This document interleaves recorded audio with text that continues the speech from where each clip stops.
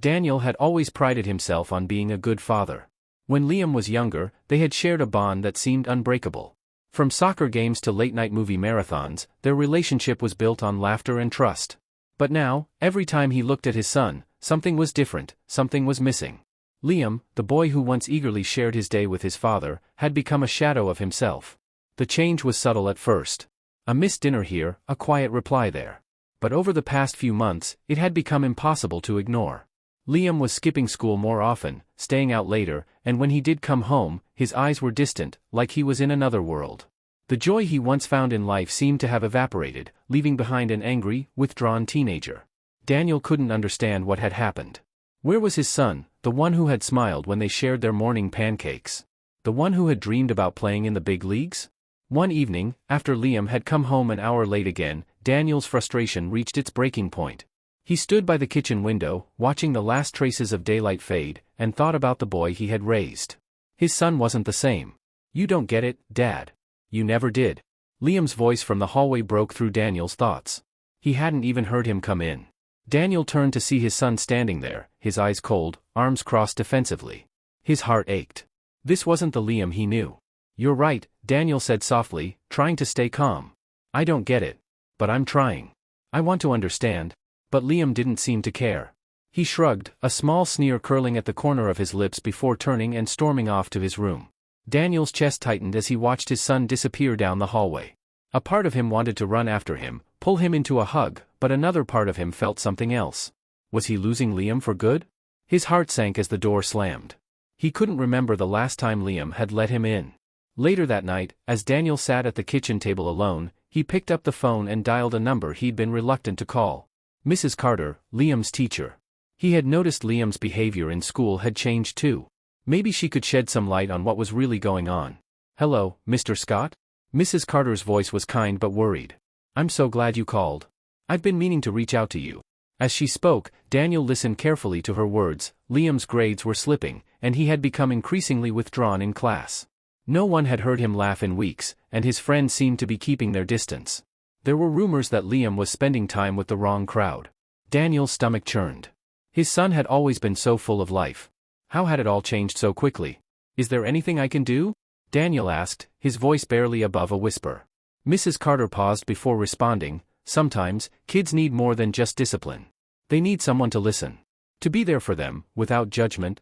Daniel knew she was right, but he also knew how hard it would be. The silence between him and Liam was deafening. Every attempt to break through it felt like a failure. But one thing was certain, he wasn't giving up on his son. Chapter 2, The Fishing Trip. 2 days later, Daniel found himself sitting on the edge of a weathered boat, the rhythmic sound of the water lapping against the sides providing a calm backdrop to his racing thoughts. He had planned this trip for weeks, but now, as they drifted into the deeper part of the lake, the gravity of the moment hit him. This wasn't just about fishing, it was about rebuilding everything that had been broken.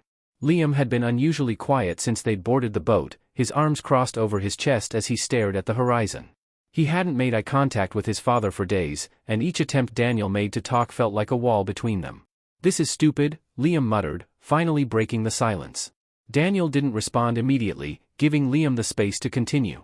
If this was the beginning of their conversation, he was willing to let it unfold on Liam's terms. "Why are we even here?" Liam asked, his voice thick with frustration. "You think a stupid fishing trip is going to fix everything?" Daniel sighed, casting his line into the water. "No, I don't think it'll fix everything. But maybe it's a start." Liam's eyes flickered toward his father, something like confusion flashing in them. Daniel had no idea what was going on in Liam's mind, but he knew one thing for sure, his son needed to talk. They both needed to talk. For a few minutes, they sat in silence. Then, unexpectedly, Liam spoke again, his voice softer now. "I miss Mom," he whispered, so quietly that Daniel almost didn't hear him. The words cut through Daniel like a blade. He knew Liam missed his mother, but hearing it out loud was different. It wasn't just the absence of her, there was a deep pain in his voice. "I know, buddy," Daniel said, his voice breaking as he spoke. "I miss her too." Liam turned away, wiping his eyes. "I don't know how to do this. How to deal with it. It's like everything I do is wrong." Daniel reached over and placed a hand on Liam's shoulder, offering the comfort he knew his son needed. "You don't have to be perfect, Liam. You just have to be you. And I'm here for you, no matter what." For the first time in what felt like forever, Liam let himself cry, his body shaking with grief. Daniel held him, not saying anything, just letting him release the pain that had been building up for so long. And for the first time in a long time, Daniel felt that tight knot in his chest loosen. The road ahead wouldn't be easy. But as they sat there together, fishing rod in hand, Daniel finally felt a glimmer of hope. They could rebuild. Together. Chapter 3, A Father's Presence. Over the next few weeks, Daniel made a conscious effort to spend more time with Liam. No more waiting for him to come to him. No more silences. They talked during dinners, walked around the neighborhood together, and even played video games, though, admittedly, Daniel wasn't very good at them. But the effort was what mattered. Liam began to open up in small ways.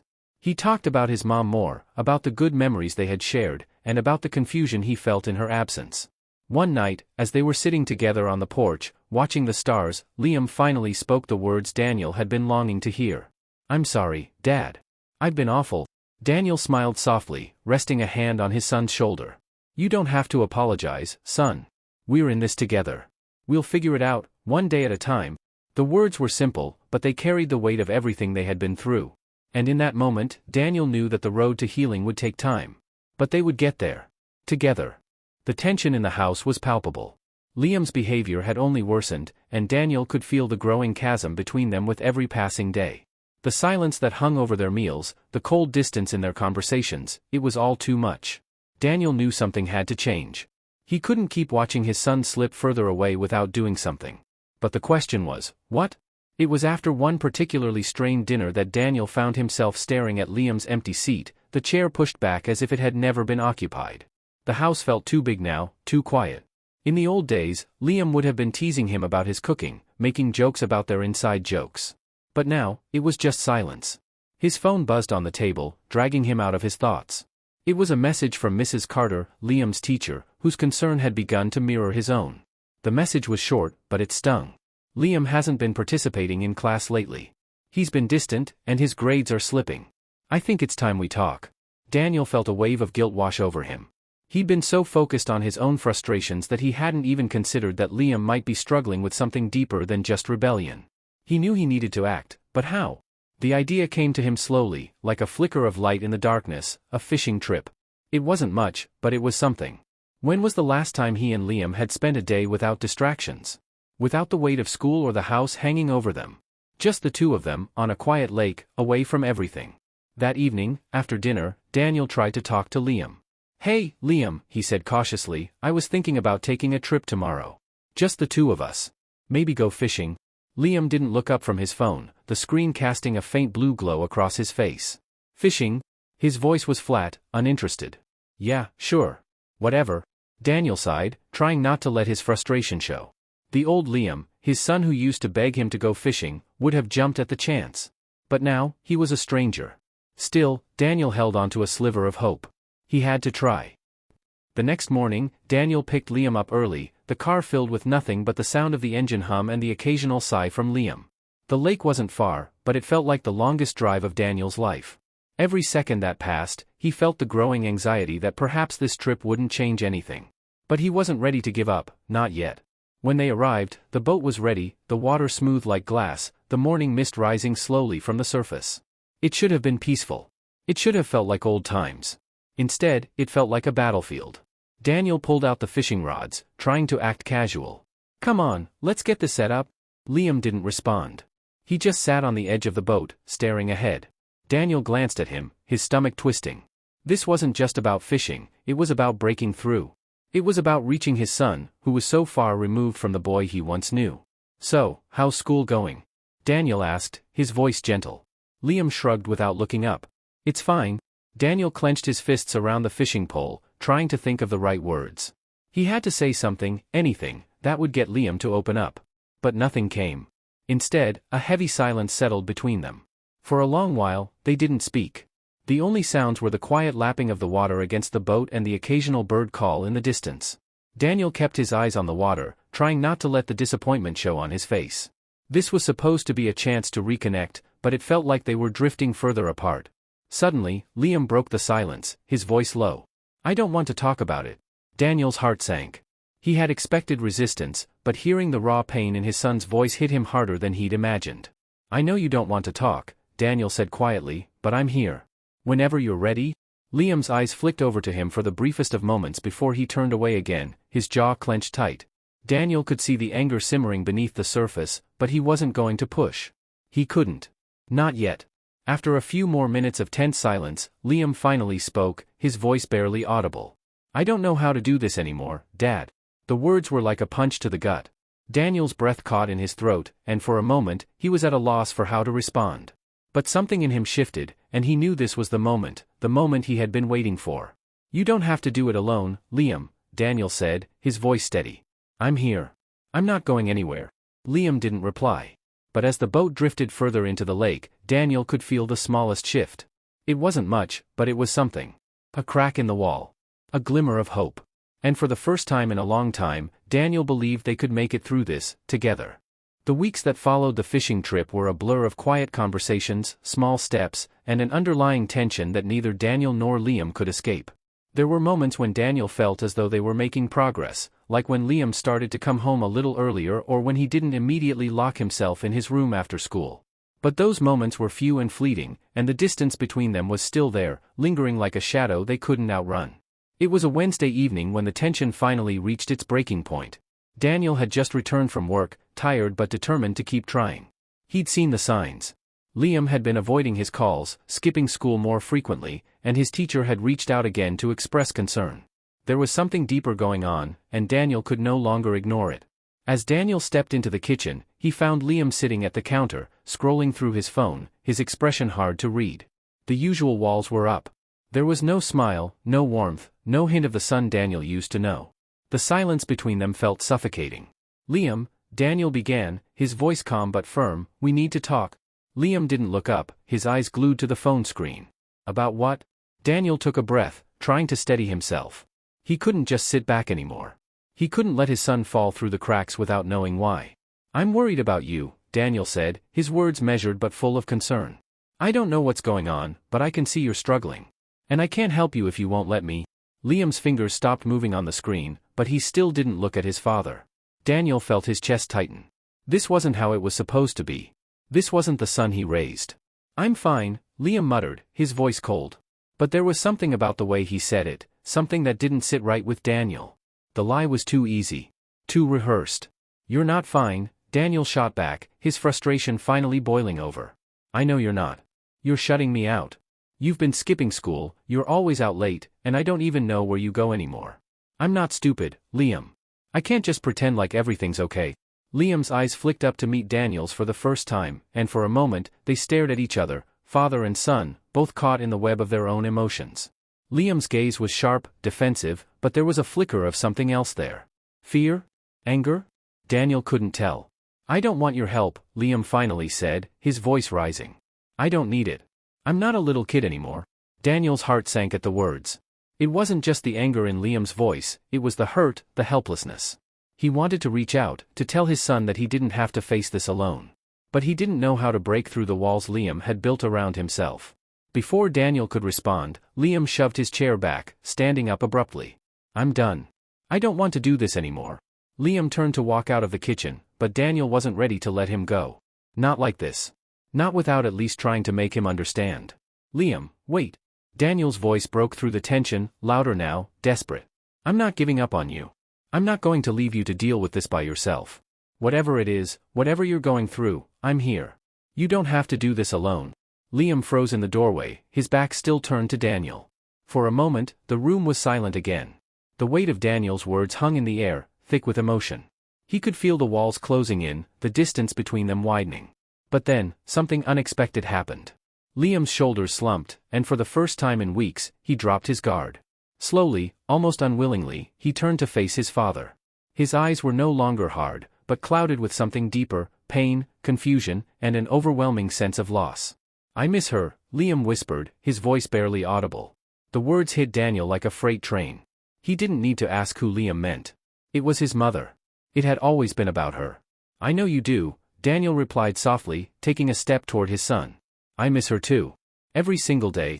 For a long moment, neither of them spoke. The truth was out there now, raw and exposed. Liam was grieving, and Daniel hadn't realized just how much.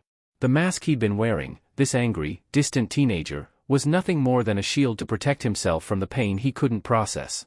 I don't know how to fix it, Dad, Liam said, his voice cracking. Everything's different now. I don't know how to be me. I don't know who I am anymore. Daniel's heart broke at the words. His son, the boy who once laughed and joked without a care, had been silently carrying this unbearable weight on his own. And Daniel had been too blind, too focused on the surface, to see it. You don't have to fix anything, Liam, Daniel said, his voice steady but full of compassion. You just have to let me help. We'll figure it out together. We'll take it one day at a time. I promise. Liam's eyes glistened with unshed tears, and for the first time in months, Daniel saw the boy he loved, the boy who still needed his father, no matter how much he tried to hide it. They didn't have all the answers, but for the first time in a long time, they both knew that they could face this together. And for Daniel, that was enough to hold on to. The air was thick with an unspoken tension, but a change was on the horizon. Daniel had been noticing subtle shifts in Liam's behavior. The boy who used to sneak out late at night, the one who would stare blankly at his schoolwork, was starting to show signs of coming back to life.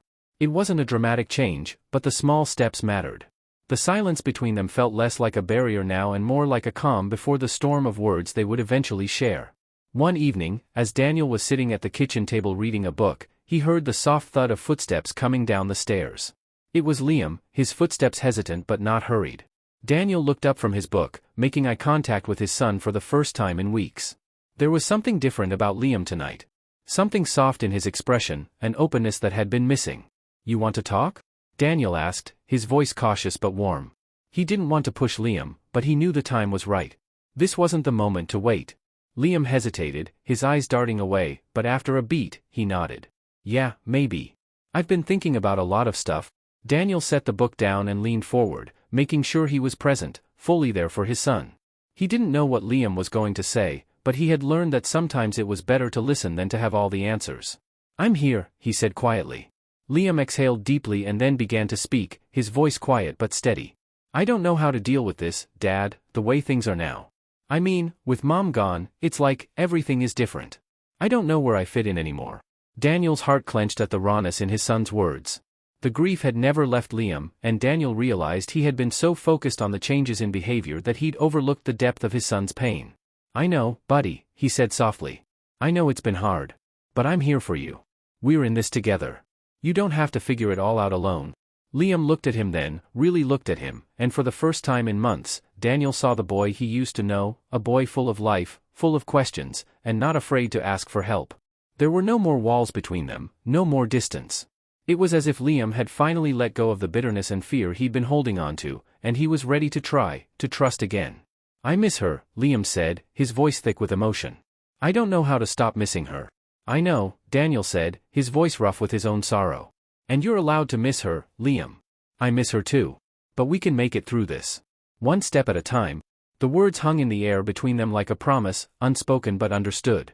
In that moment, Daniel realized that while the road ahead would be long, they had crossed an important threshold. They could finally begin to heal. Together. The weeks that followed were a testament to the power of patience, understanding, and time. Daniel and Liam were learning to navigate the complexities of grief together. It wasn't easy. There were still moments of silence, moments when the pain threatened to overwhelm them both. But there was also laughter, shared moments of warmth, and the quiet understanding that they didn't have to face this journey alone. One weekend, Daniel decided to do something he hadn't done in years. He invited Liam to go fishing again. The last time they had gone, it had been a pivotal moment, a shift in their relationship that had started to rebuild their broken bond. It had been a small gesture, a simple act of father-son bonding, but it had opened the floodgates to communication. Now, with a little more distance from the grief, Daniel thought a repeat of that trip could be the perfect way to cement their progress. When they reached the lake, it was as peaceful as it had been before. The water was still, the sky clear and blue. Liam sat down next to his father, and they began to set up their fishing gear in companionable silence. This feels nice, Liam said after a few minutes, looking around at the peaceful scene. I didn't realize how much I missed this. Just, being outside, you know. Daniel smiled, his heart swelling with pride. Yeah, I know what you mean. It's good to be here. They cast their lines into the water, the quiet sounds of nature surrounding them. For the first time in a long time, Daniel felt like things were finally starting to make sense again. Liam wasn't fully healed, and neither was he, but there was progress. There was hope. Liam glanced at his father and smiled faintly. Thanks for being here, Dad. I know it's been rough, but I'm starting to feel better. It's not all fixed, but I think we're getting there. Daniel felt a wave of relief wash over him. We're in this together, Liam. Always. They fished in silence for a while, the quiet peacefulness of the lake settling over them both. There was no rush. No need to fill the space with words. Just the understanding that they were rebuilding, step by step. As the sun began to dip below the horizon, Daniel felt something deep within him shift. It wasn't an earth-shattering revelation or some miraculous change, but it was a quiet, profound realization. They had made it through the hardest part. The raw grief, the long silences, the brokenness, they had weathered it all. And now, they were moving forward. They might not have all the answers. They might not have fixed everything. But they were together, and that was enough. Liam looked up at the sky, the last rays of the sun painting the clouds in hues of orange and pink. He was still grieving. He was still learning how to navigate his emotions. But there was peace in his expression, a sense of calm that hadn't been there before. Daniel watched his son and realized that the journey they had started together was far from over. It was just beginning, and that was okay. Together, they would face whatever came next. And for the first time in a long time, Daniel truly believed they could make it. Together.